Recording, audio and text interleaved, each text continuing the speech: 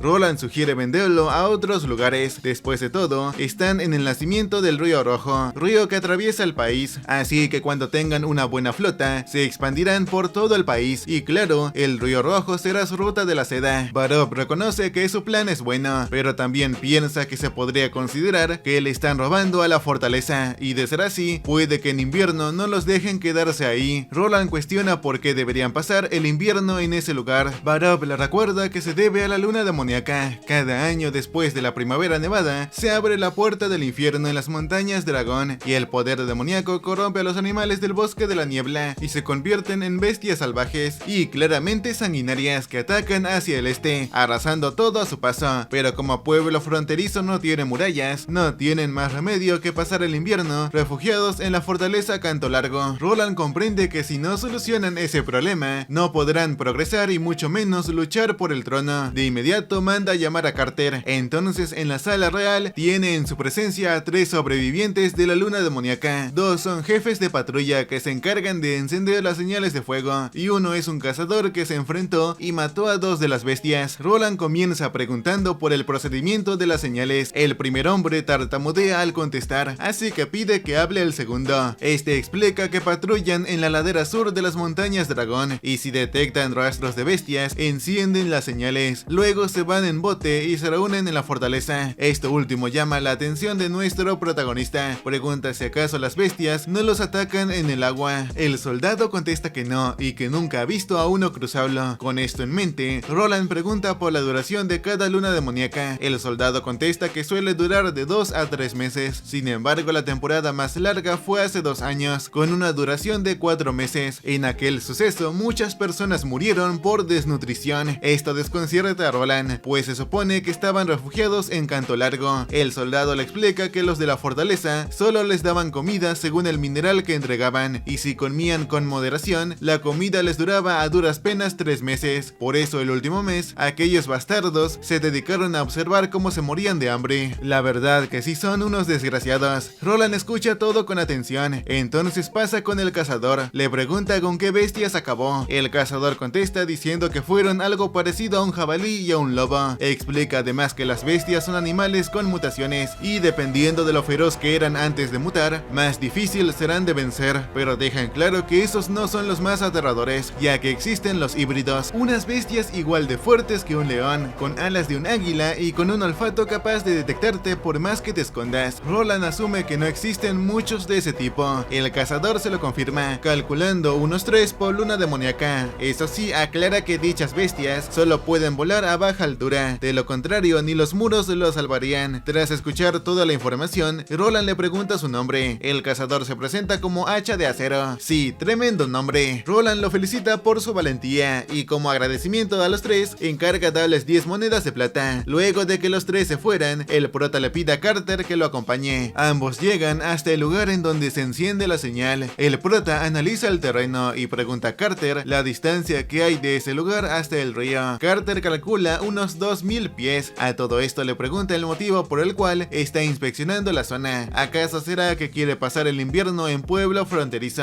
Roland se lo confirma, prometiendo que defenderá a Pueblo Fronterizo y vencerán a las bestias. Carter pregunta cómo hará eso. Entonces Roland revela que piensa construir el muro más grande que la humanidad haya visto.